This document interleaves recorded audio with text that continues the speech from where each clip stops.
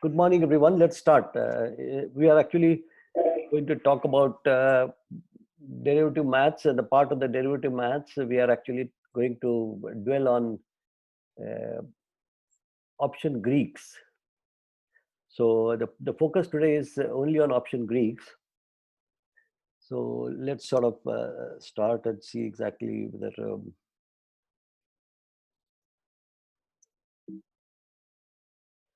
So this is the fifth session of my financial mathematics. Just to recall, first session I actually spoke on the role of mathematics in finance, how the mathematics really has helped enhance the finance as a subject and created enormous sort of new instruments, new ways of looking at finance, and expanded the financial markets enormously worldwide. And it has helped in understanding a lot of new products, created new products, hedging mechanism, pricing mechanism, valuation. A lot of things actually have gone around in last 20, 35, 30, 30, 40 years now. So the first Saturday was that, which was on 16th. And then subsequently, I actually spoke of, let me, I think, get the video on actually. So, and then the subsequent Saturday, I actually discussed the derivative maths, where I discussed how the Black-Scholes formula was derived. I didn't go to the derivation, but I did lay down the steps in terms of how the Black-Scholes was actually arrived at. And and then the third session, I actually focused on uh, credit risk measurement, how mathematics or analytics actually is being used in credit risk measurement. And the fourth session I actually spent on market risk. So this is the fifth session where I'm talking about the the option Greeks. So as usual, last 10 minutes we'll try and spend some time on question and answers. So if you have any questions, please send it on the chat. And leave slide. So we're going to talk about delta, gamma, vega, theta, rho, psi, and elasticity. So the first five Greeks, delta of course is not so much of a Greek, but gamma, vega, theta, and rho are Greeks. Psi also is a Greek. Elasticity. So psi and elasticity are not very popular, but let's just try and understand how to, what exactly is the role of this in the. So again, if you look at the financial options a little bit, the Black-Scholes actually in 1973 made an important discovery, and they priced a complex financial instrument called option. The work clearly demonstrated huge role of mathematics in finance.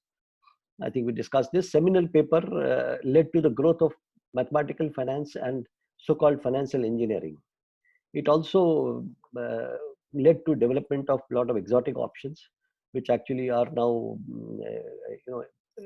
quite well integrated with a lot of financial practice which we do in the marketplace, corporate world, banking, and hedge funds, and a lot of money management, hedge management, risk management. The other part of the options actually is an integral part of that. This also led to various hedging techniques, thereby managing financial risks analytically. Just to define a call option for those who are a little new to options, one important thing I wanted, it's important for us to know is when we go to do a financial transaction of any nature, it is always done through a contract. And so let's say you buy a stock, there's a contract, underlying contract, which we don't really realize, but there is a contract and there are rules and regulations. So each financial contract or each financial transaction is a contract. So we're talking about buying a stock, buying futures, buying options. So option is a somewhat, you can say, a non-linear contract or a financial contract. So there are two types of options. One is call option, and we're talking about put option. So call option, when you buy a call option, it gives the owner a right to buy a stock at a specified price decided in the beginning itself, on or before the maturity. So that's a call option, and if it is on the maturity, we describe it as a European option. If it happens before or on the maturity, you can actually call it an American option. So it's a contract which gives its owner right to buy a stock at a specified price. Just to be brief with you exactly, it gives the owner right to buy or sell. If you are selling, then you are talking about put option. If you are buying, then you are talking about call option. So this is the interesting difference actually. So if you look at growth in options, also is a very interesting story. As the stock started, and then when the stock did not serve any useful purpose, in many ways that it has risk, and if the stock price goes down, people can lose money. Then you can't do short selling. Then the futures came, and from there, futures you can do sell, you can do buy, but then again it has the same characteristic of the stock.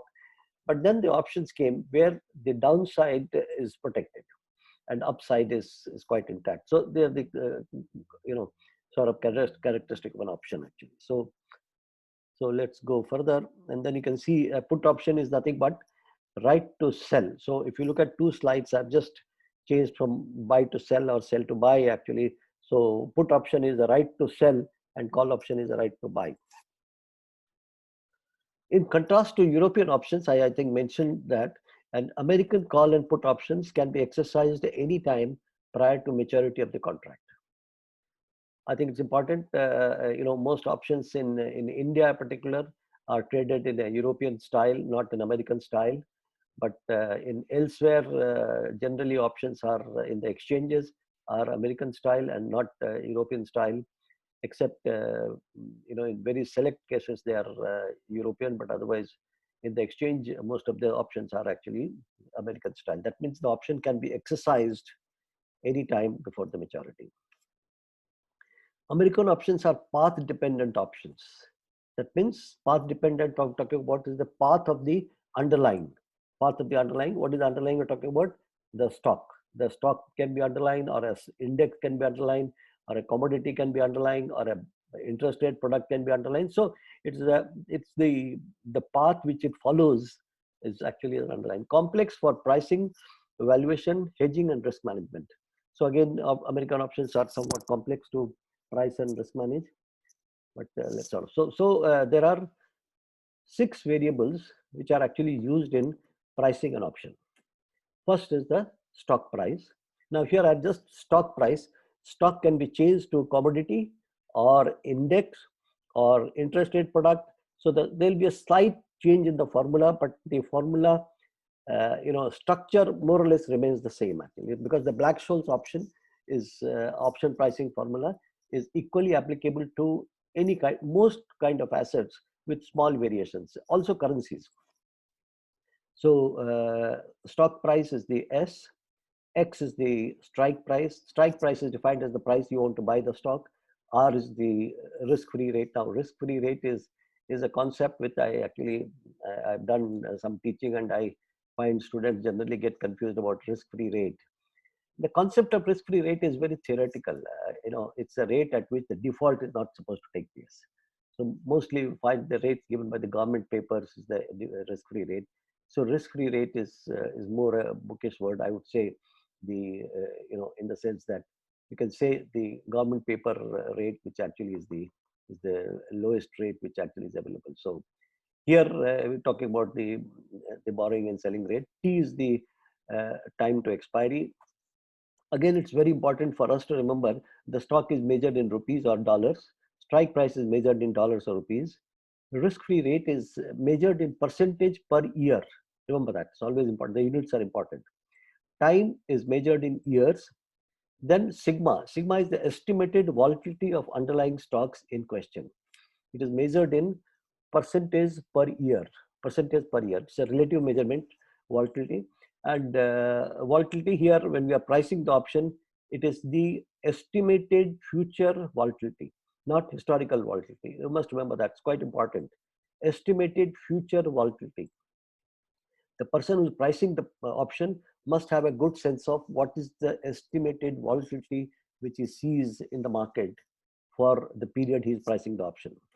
D is the estimated dividend yield, which is also measured as percentage per year of the market value of the underlying, in this particular case, stock. So market value. And then N is the cumulative normal distribution function, which actually is described as norm S dist as an Excel function. So those of you who want to use Excel, they can use that. Today I'm going to use another software called R, where I'm going to use R for pricing Greeks. And I just want to introduce R to some of the participants. Actually, it's very interesting software. So these are two call options and put options formulae, which I think I did discuss in my second lecture. So all the variables are defined, and N is nothing but the normal cumulative normal distribution. There's another N here. D1 and D2 I'm going to describe here. D1 is described by this expression, and D2 is a similar expression, except that plus becomes minus in the numerator, and it also can be then defined in terms of D1. So these are standard Black-Scholes and Merton formulae. So we'll take example, in the later we go to the R studio and R. Okay, so we are just taking an example, and these are some of the variables we're going to use, but then we can change the variable as we discuss the examples. Okay. So here I actually want to say that R is a very powerful computer language. It's useful, extremely useful for computational finance, machine learning, AI, and many other subjects. I actually will participants who want to dwell into mathematical finance, including derivatives, risk management, are strongly advised to learn R. I cannot undermine the statement. I can tell you that it's a language which actually must be learned, either R or Python. For those of you who want to stay in finance and don't want to do extensive programming, I think they can learn R itself. Will be actually, it doesn't take more than 15 to 20 hours, maybe 25 hours in some cases, to learn R. Available on this particular website, where www.cran.r-project.org. It's an open source, and enormous amount of literature, help, assistance is available in the internet. So, and people who are using R can also use RStudio. And RStudio is integrated development environment, ease of use of R. So it actually gives you enormous help in terms of how to use R. So let's now go into let's go towards the Greeks. So before we go to the Greeks, I want you to understand three ways we can calculate the rate of change. First is delta y by delta x. It actually is a concept taken from calculus. I'm talking about differential calculus. And delta y, I'm talking about this delta here, where effect a small change in y if the, so let's just reduce this. Okay, so effect of small change in y if x changes by a small amount. So here the objective is that we make a small, so x is what is known as actually an independent variable and y is a dependent variable. So if you make a small change in the x, what happens to the change of value of y exactly? So we are looking at delta y by delta x. So calculate this number, and this is what actually is the derivative actually in some sense. Now what happens if this delta tends to become very small, this number becomes very small, then this gets converted into small d and small d. Here we are talking about effect of small changes in y for x changes in a very small amount, where the small tends to be 0.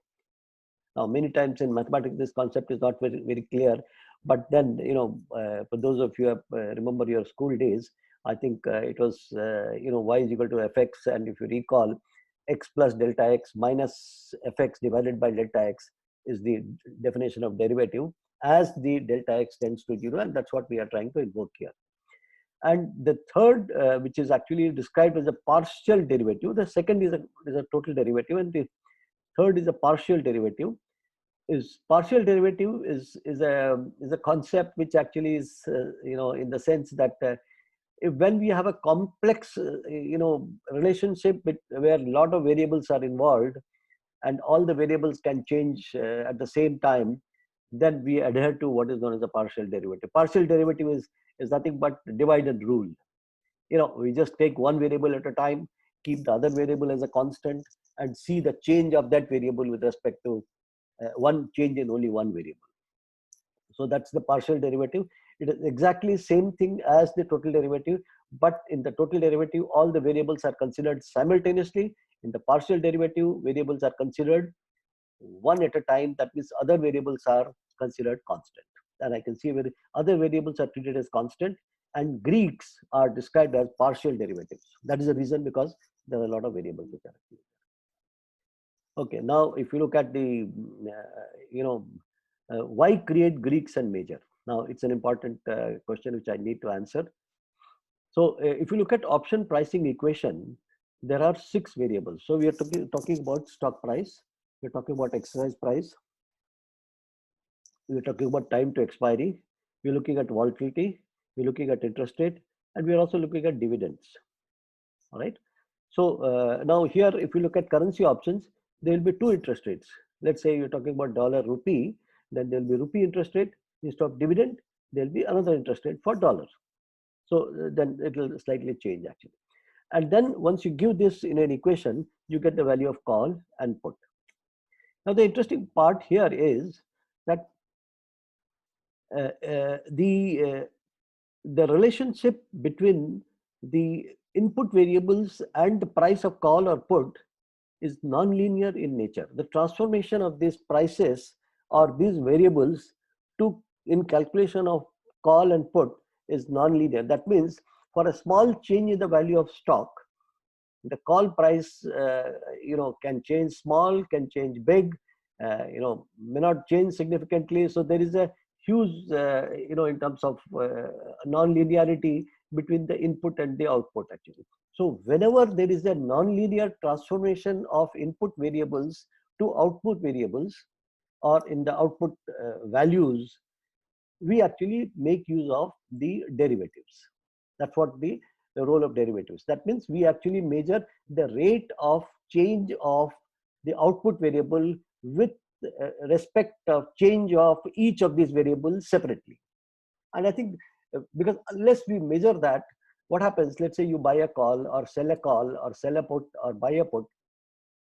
You don't even know what exactly is going to happen to the value of call should 1, 2, 3, all the variables change their values, because most of these variables are changing their values all the time. Stock is changing, volatility is changing, passage of time is always taking place, interest rate may change, the term structure and interest rate may change, dividend estimates can change. Only thing which doesn't change is strike price. Strike price is fixed for the duration of the option. So the 5 variables are surely can change. To understand the result or to understand the process of this change in a minute manner, in a detailed manner, we have to take the help of derivatives. And that is how the Greeks are sort of evolved, and Greeks actually has come to rescue, and it helps us to understand the relationship between input and output variables. And that's what exactly is the need for Greeks in understanding options. So I think I'm making it clear here, but let's look at the, so again, delta is nothing but partial derivative of call or put with respect to the change in the stock price. Gamma is the second derivative. Now, why do you need second derivative? In all the cases, we have only first derivative, except in case of delta, we have second derivative. Second derivative actually is invoked because the delta can change very sharply. If there is a variable which changes very sharply, then we actually invoke the second derivative. That means, so what is the rate at which the delta itself can change? And that is why the gamma also is actually important. So the gamma actually is nothing but the rate of change of delta with respect to the change in the stock price. Then we have vega, which actually is now, if you just to make it easy, this V and this here is exactly the same. So V, volatility. So rate of change of call or put with respect to change in the volatility. Theta, T here and T here is nothing but rate of change of call or put with respect to the change in the time. So if you look at the numerator, it's all call or put.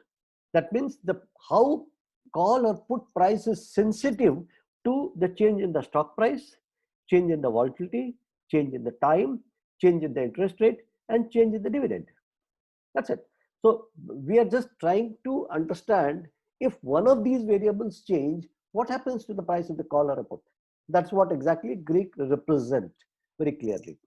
So psi is nothing but dividend change. I think dividend spelling is incorrect, so please pardon me for that. Elasticity, change in the price of an option for 1% change in the price of the underlying stock. So if the price of the stock changes by 1%, then and how much it causes the change in the price of the call or put is described as elasticity. Let's go further. Again, Greeks are measured. Greeks describe behavior of bought and sold options. So option prices have got 6 variables. I think we discussed that. More the sensitivity of Greeks to price change, more dominant is the variable. So here I just want to say exactly what are the dominant Greeks, in the sense that what Greeks must be monitored very closely, and they are delta, gamma, and vega. If delta is changing very smallly, very minutely, the gamma need not be monitored. But if the delta is actually changing sharply, the gamma needs to be monitored. Vega is another, particularly for the sold options. I think Vega is an important, is a sensitivity to the change in the volatility. So I think it needs to be monitored. Theta and rho are less sensitive variables. So again, they are sensitive. They become sensitive if there are long dated options. Another point to note that the Greeks have different behavior at different operating point of the path of the option. For example, if option is a maturity of 2 months, the Greeks are different. Then when option becomes 1 month mature, 1 more month to go, then Greeks actually start to behaving slightly differently. So that must be kept into mind, and that only can be measured when you start continuously measuring the Greeks. Sensitivity of at the money is the highest, and sensitivity starts to drop when the option goes in and out of the money. That's an important part. Most of the time, Greeks are very sensitive, particularly delta and gamma are very sensitive to when the option goes closer to maturity, and the option delta is 0.5. That is almost like you can say at the money. So again, very important, all Greeks values are instantaneous values, and they are dynamic in nature actually. So in the sense that all measurement is instantaneous measurement. So if anything is an instantaneous measurement, what is the answer? The answer is that they must be measured continuously. That's what actually it says.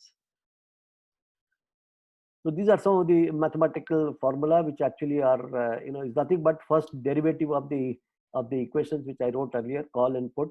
So call delta, put delta, gamma, vega, and these are all available everywhere actually. So it's not a big thing. Call theta is a slightly long expression, but this is how actually the mathematics has derived it. Put delta, rho is somewhat simpler than call and put delta, but these are mathematical definition. I don't want to but this can be actually calculated in Excel also, but it becomes quite cumbersome to calculate this in Excel. That's why I didn't even try to calculate in Excel. Okay, now let's just understand one after the other all the Greeks. Delta measures how much an option price is expected to change for 1 rupee or $1 change in the price of the underlying stock. So that means it's not you can say it's a partial derivative, but it's not a small change. So that is why exactly these are approximate numbers. We are just making a sense of what is the sensitivity. Actually, it's not derivative in true sense, in that sense actually, because the numbers are coming in 1 rupee change in the price. So delta for plain vanilla options. Now I'm talking about vanilla options. There are exotic options. So that's why, as opposed to that, I'm talking about vanilla options.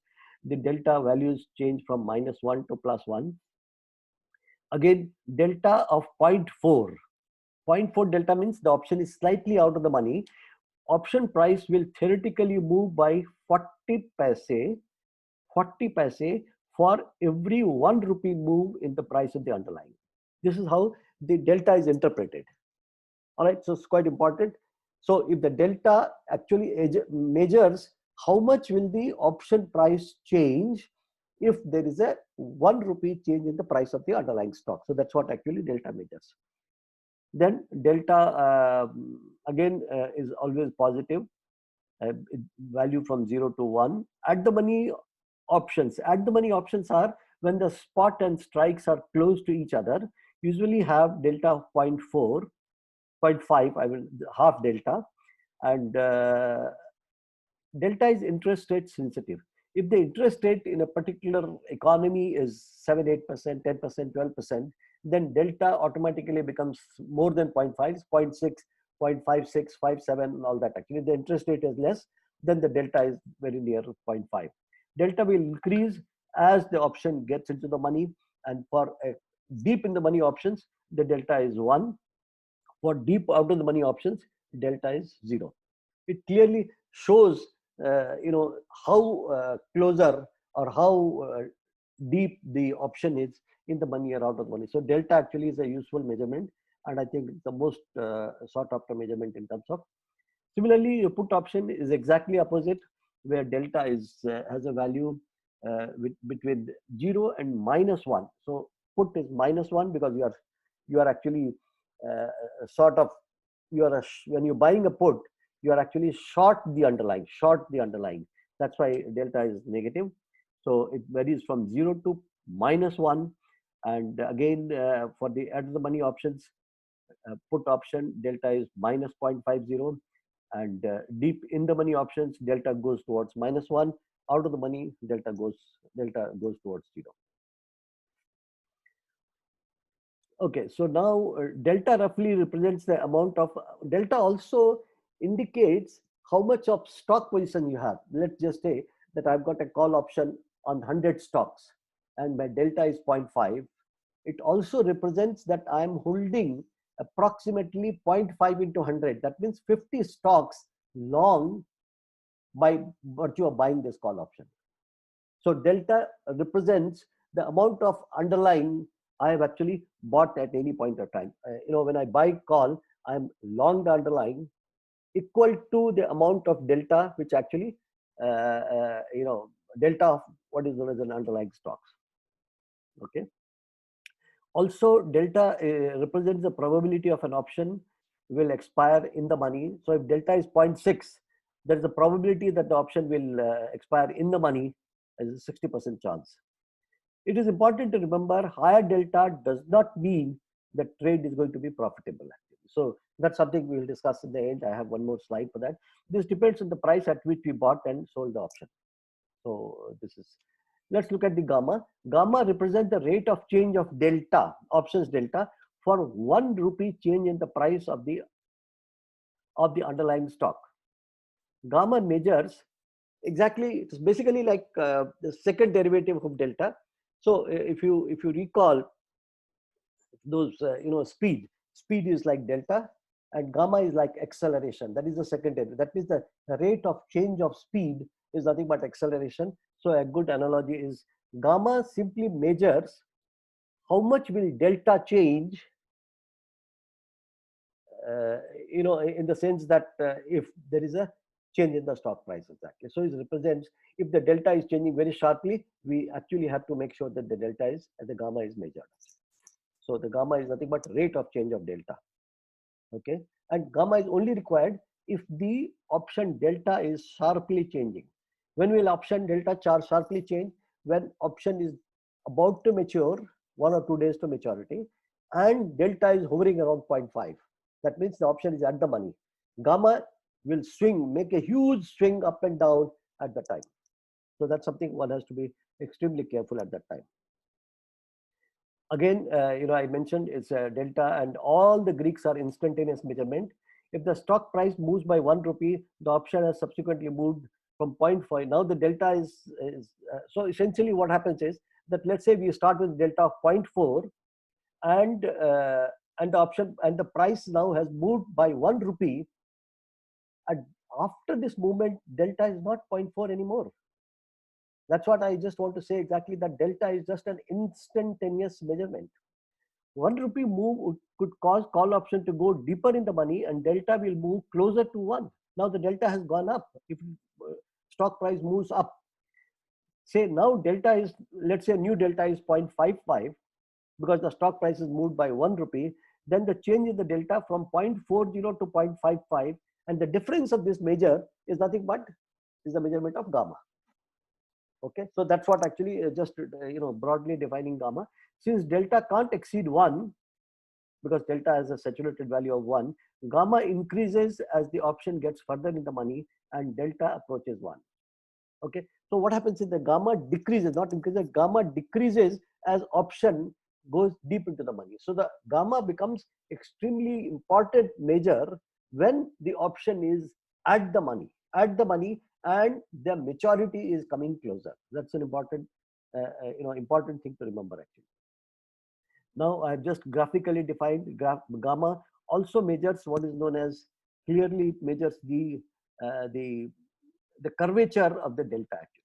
The less the curvature, less the sensitivity. More the curvature, more the sensitivity, and gamma is nothing but the slope of this curvature actually, assuming that the delta is the slope, is the curvature actually. So this is another sense of giving option gamma. Vega is exactly for a rate of change of option price for a 1% change in implied volatility. What is the concept of implied volatility? Implied volatility is, or I would say actually, estimated future volatility.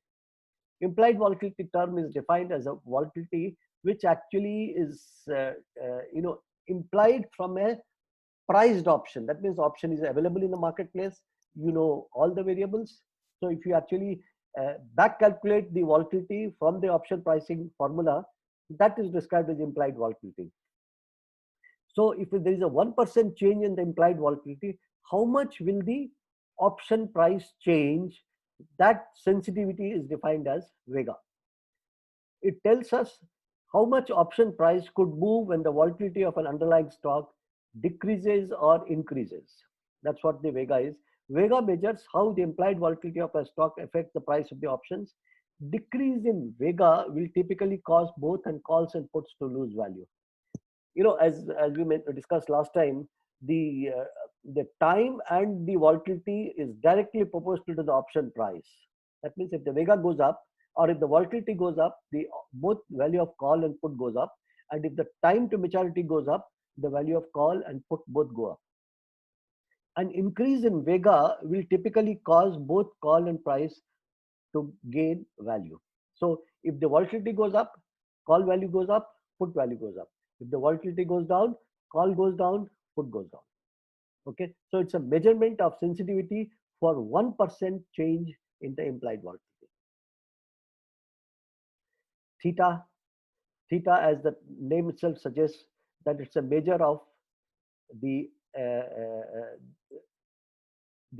measurement of actually what happens when the time, and the time is always actually moving.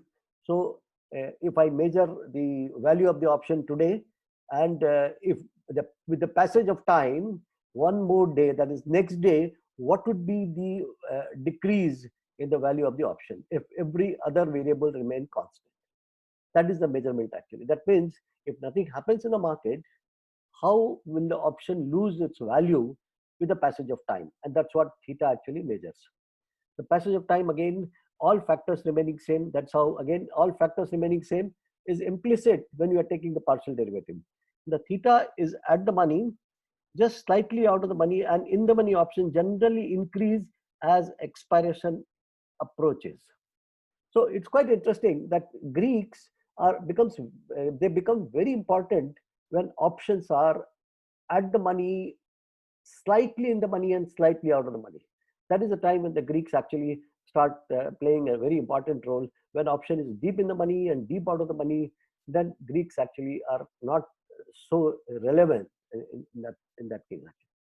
So that's something, the measurement of theta. Rho is similarly the sensitivity of change in the price of interest rate is 1% change. The measures the change in the option price for 1% change in the interest rate. How much is the price sensitive to the change in interest rate? If the interest rate increases, the value of call goes up. If the interest rate decreases, the value of put falls. Quite important actually. Thus, call options have positive rho and put options have negative rho. Rho, important, is generally not a huge factor in the price of an option, but should be considered if prevailing interest rates are expected to change. Okay, so it's important for long dated options.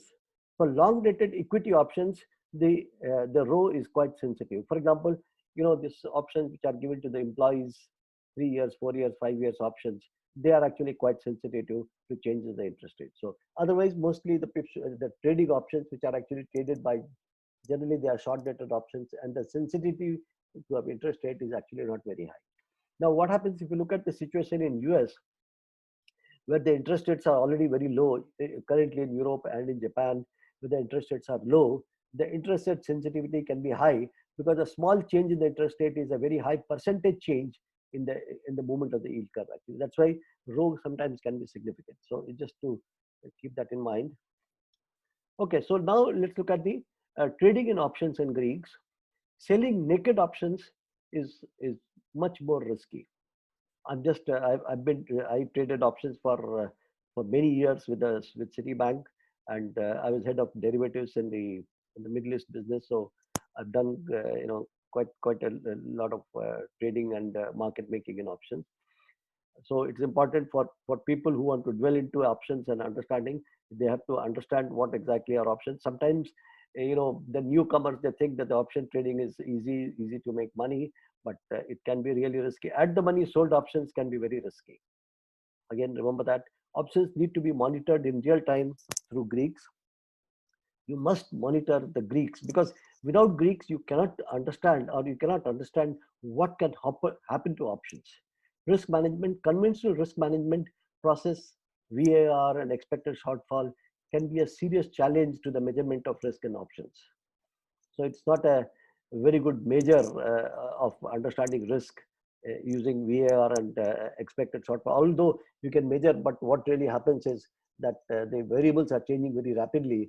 As a result, some of these measurements actually has to be done continuously, and that's why it's important for us to remember that the risk measurement has to be done through Greeks rather than through the price. Again, all variables being equal, buying options when Vega is below normal levels and selling options when Vega is above normal is one of the trading strategies which actually the traders follow. So they're looking at historical volatility of an underlying and what is the general range of volatility. As the volatility, we say the volatility is mean reverting. So then people actually tend to sell the volatility if the volatility is higher than the normal, and they try to buy the volatility if the volatility is lower than the normal. So that's one of the trading strategies that traders are using. One surely needs a good real-time system to manage portfolio of options. Relative value options trades are very popular, and options generally have a higher bid offer spread. That means the transaction cost is generally higher in options compared to the other instruments in the financial market. Let's go to the, what I have done is I have actually written a small program in R to calculate the Greeks. So I'll just go through that. So this is the R console looks like. So for those of you who are new to R, I just want to introduce. So there are four. So this is R Studio, and behind this R Studio, I have the R program.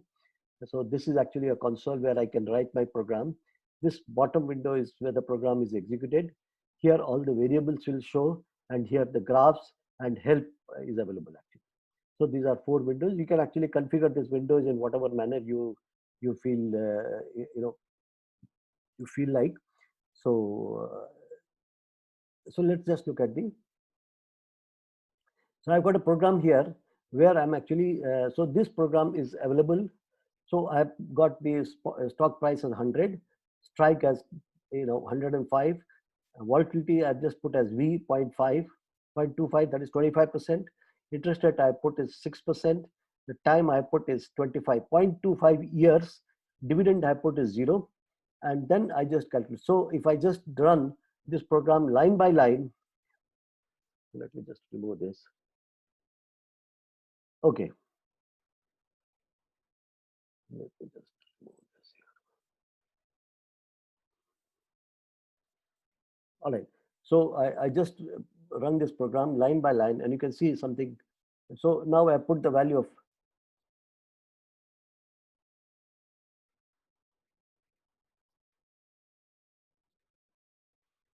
all right. So now I put the value of S. So now S, K, V, R value is already assigned. Now I calculate the Greeks. So immediately all the Greeks are calculated. Premium is calculated, delta is calculated, gamma is calculated, vega is calculated, rho is calculated, theta is calculated, psi is calculated, elasticity is calculated. All right. So this I have done for the call. Similarly, so the function is very simple actually. Just I am writing Greeks, Black-Scholes call, and then give S, K, V, R, T, T, D. And these are some of the small things which actually I think we go to help, and they should be able to understand this. It's sort of difficult. We don't have so much time to explain this. Similarly, I have put Black-Scholes put. So now I go to put price of put. So you can see the put values have come clearly, the premium. Now this here, if you look at this, let's look at the call value. You can see call is nothing but 3.53 rupees. If the S is mentioned in rupees, if it is dollars, this is the dollars. So delta is 0.41, gamma is 0.031. That means that the gamma is generally small because option is long dated. Vega is 0.19, and let's understand delta is for 1 rupee change, the price will change, price of the option will change by 0.41. Gamma, it's actually for 1 rupee change in the price, how much will the delta change? Volatility, vega is nothing but how much will the premium change if the volatility goes up by 1%. If interest rate goes up by 1%, what happens to the price of the call, which is talking about premium. All right. And similarly, we're talking about theta. With the passage of time, that means if 1 day goes, how much will the option price will fall? That is almost like 3%. And then PSI is nothing but if the dividend changes by 1%, how much is the change in the price of the option? Elasticity is what happens if the stock price goes up by 1%, what will be the change in the price of the stock? This is expressed in percentage. All right. So this is how actually the whole thing is. And similarly, the put options, you can see delta is negative there, rho is negative here, theta is negative here, and psi is again 0.14, and elasticity is, so this is what exactly is the value of the calls and puts. So one can easily see. So I'm going to now plot some functions here, and you can see it's actually a very, very powerful tool.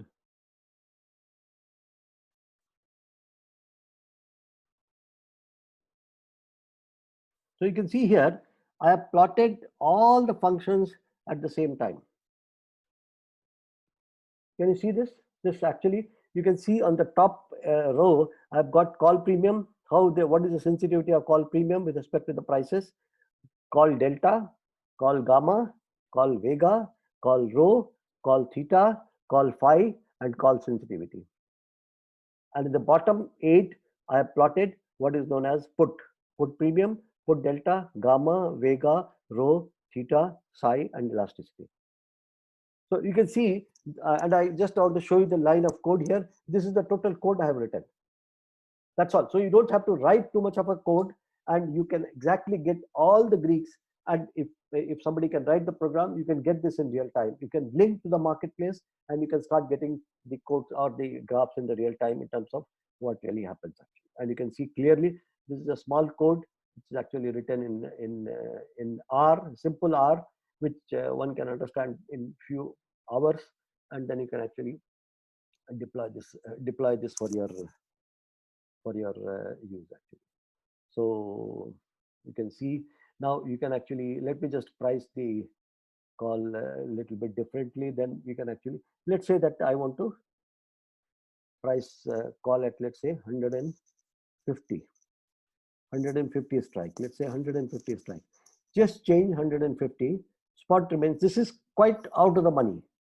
What happens to the value of the call? Value of the call will fall and value of the put will go up considerably. So let's look at this. Okay, so now you can see the call is worthless. 3 months, 25% volatility, 6% interest rate. The call is almost 0.37%. Let's look at put. And you can see delta. Delta is hardly there.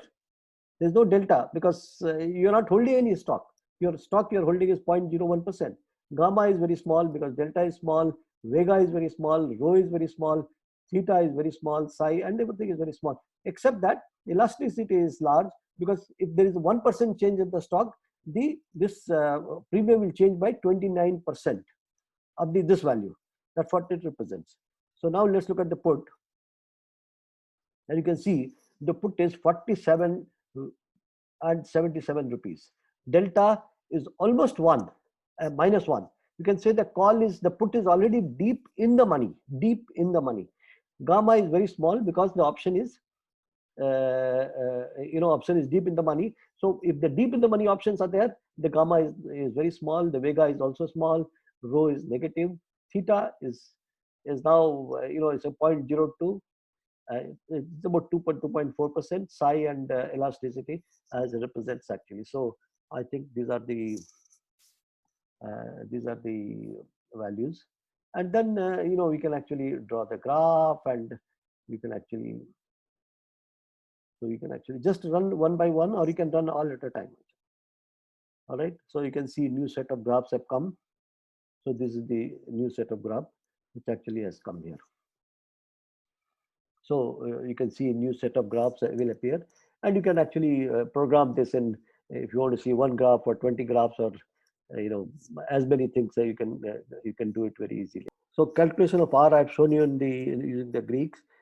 Calculation of Greeks I've shown on the R, and then now let's go to the question and answers. Surely, okay. Do India have American options? India used to have American options, but now they have discontinued American options. Chayan, Pradeep, in India, when is options exercised?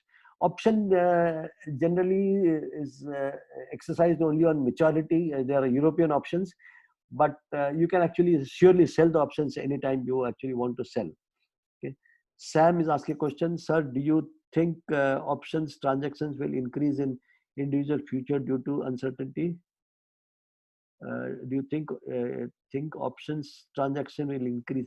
See, again, I must tell you that only people who are actually dwelling into financial markets, maybe my estimate may be wrong, but only 1 or 2% people understand options well. Actually, most of the people are doing options without really understanding deep into what options are actually entails. Professional people definitely surely understand quite a lot, but the immature player who are actually not very professional players in the financial market, they don't understand options very well, and they think that they are an easy instrument. They are incredibly difficult instrument to understand, and you definitely need an insider understanding of how the options really work, because of the non-linear behavior of input and output. The options are a difficult this thing, and people who actually wants to trade options, they are trading just for the speculative point of view, and they have sometimes lack of understanding, and when they lose money, they actually start blaming the market actually. So it's important, if you play them well, you can do well, but if you don't play well, then you can actually lose a whole lot of money. How will it be estimated actually? So if you can look at the volume, then you can actually see exactly the option volume is going up or not. Now currently the volatility in the stock market is Indian stock market and the world stock market, because of the COVID, is extremely high. As a result, the options are, people actually are not buying options. Most people are in the selling process of option, but if the market actually either goes up or down, then the people who have sold options can be in a serious trouble. How elasticity is different from delta? Okay, delta measures 1 rupee change, elasticity measures 1% change. That's the only difference actually. All right, 1% and 1 rupee. All right. All right. How to know who is the big, what is a big change and what is a small change? Okay.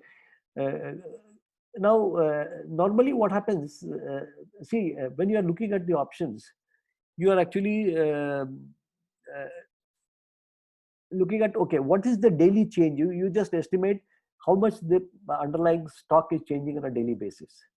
And based on that, if if you actually say that, let's say that, if you look at Nifty's daily volatility is of the order of 1.2, 1.3%.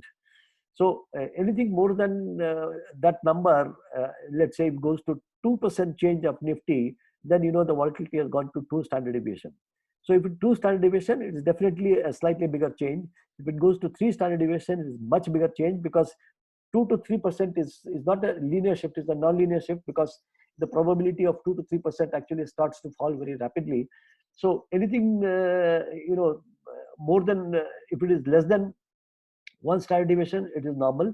But otherwise, anything goes towards extreme, actually it's generally considered as a big change. So that's something, it depends upon how you want to, what exactly is your focus. So then we can answer actually that. Okay, what is the threshold for delta to be considered a sharp change? Okay. uh, See, essentially, if any change, 10% delta change is a very sharp change, I would say, exactly. And, I can tell you my experience in Tokyo. I was in Tokyo, my option was about to expire. It was a currency option, and delta was at the money, zero point 0.5, and I had a huge option position. And the gamma was, changing so sharply that it was absolutely mind-boggling, and it was giving us such a big shock.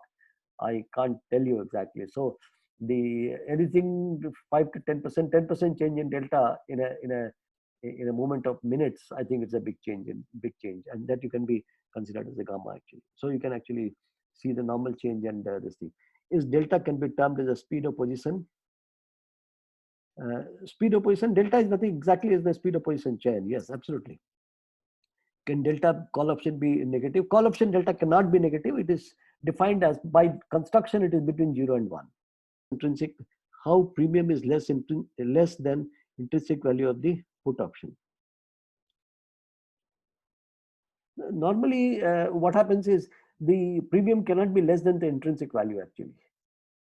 See, the again, intrinsic value is nothing but a combination of time value and I'm sorry, call premium is nothing but is the sum of intrinsic value and the time value.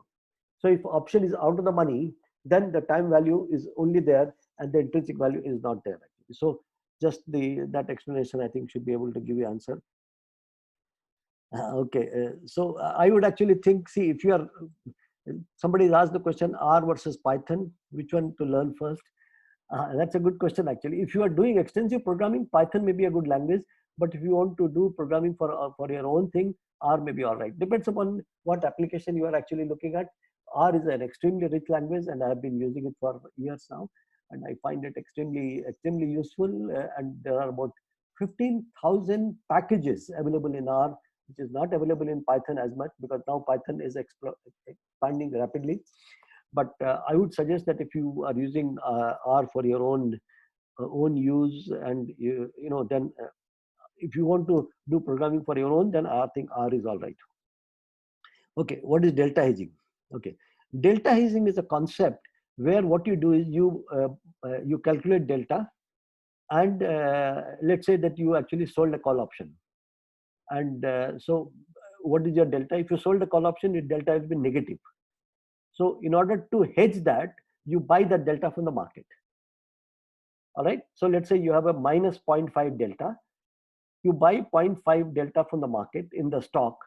That's what actually describes the delta hedging. So now you are delta hedged. All right. So delta, and continuously, if you have to keep doing, as the stock price changes, passage of time takes place, and the volatility changes, interest rate changes. So keep continuously calculating delta, and if the delta changes significantly, keep hedging it by buying and selling. In learning Python, should I start learning R instead of Python? I think so. Yeah, Pradeep, maybe you can start learning R. Once you learn R, Python, I think it can be easy to learn. Any views on new guidelines of the exotic options in RBI?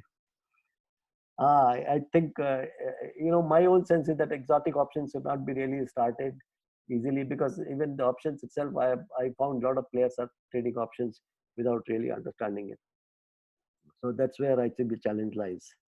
Okay, does R know already know? So there are a whole lot of packages available on options where you can price calls and puts and exotic options in a significantly very big way. Actually, one of my good friend, he actually wrote number of packages in options. And how American options are path dependent. See, American options can be exercised any day before the maturity. So since they can be exercised any day, their value is contingent on the path the stock follows. That's why they become path dependent. Which all Greeks does a trader option hedges when one does either? Okay, one of course, I think if he has a sold option, he definitely hedges delta. And if the volatility starts to play important role, then he has to hedge Vega. Vega can be hedged only through buying options. So remember that. What is the delta neutral trading? Delta neutral trading in option is, that means you are, let's say you actually buy a call. When you buy a call, you have a position in the stock, you have a long position in stock, you have a long position in volatility, okay, and you also have a long position in interest rate, and you have a short position in time. Because this all determined, because if some of these variables change, the option price change. So now what happens is that when you hedge delta, then you have delta neutral trading. That means you buy a stock to hedge your delta, but you expose your volatility and interest rate open, then what is actually described as delta hedging. Okay. Megha Jain, with respect to market risk, how are Greeks used on a daily basis? Which tools are typically used? Now, when it comes to managing market risk and options, I think it's a very tricky situation, because the options have to be managed in a market risk manner, in a continuous manner. So the total Greeks are consolidated at the portfolio level, and then some sort of an instantaneous risk is calculated using expected shortfall or value at risk. And because those risks are changing very sharply, so it is important to measure in real time, and thresholds are then decided, and then actions are taken. I think it is a little bit okay. What, when we say delta is change in the premium uh, versus 1 rupee change in the stock price, if the stock price changes by 10 rupees, will the premium? No, this is not correct. 1 rupee change and 10 rupee change is not correct, because what happens when you make greater changes, the formula actually is changes. So you are actually, your Greeks are calculated only for a small changes. 10 times delta, one time delta is not as 10 rupee change. So that is something you need to recalculate at that time. So instantaneously put all the variables and keep calculating your delta, vega, gamma, and all that, actually, because you can't make large changes and expect that to be correct. That's important, actually. Sir, do you think best of the traders making money in financial markets are good at options? Do you think the understanding of the options is in depth level would increase the chances of having a better portfolio trade? I think one need to understand options if you are actually trading in the financial market, because options are generally a good tool to systematically make money if you understand them well and play them well. But I would actually very strongly suggest not to look at selling options. Just look at buying options. If you want to sell options, sell controlled options. That means have a combination of buying and selling options, so that you can actually have a hedge against the options. So there are a lot of strategies which an option strategy is actually something we have seen theta can be used to understand when gamma is not available. No, no, no. Gamma and theta are two different things. Gamma is rate of change of delta, and theta is the rate of change of option price with the passage of time. So that there are two different measures. I wish to thank all the participants for their kind participation, and I actually had a huge response for all the sessions. I'm really very pleasantly surprised in terms of the hunger for learning, and please keep it going like this, because only when you learn things you can actually do better in life. And I'm sure you're finding the sessions very informative and beneficial. And please do write to me with comments. I want to understand if I can improve my thought process myself, and do a better job of imparting better understanding of the subject matter. And again, thank you very much for your presence, and I greatly appreciate. Thank you.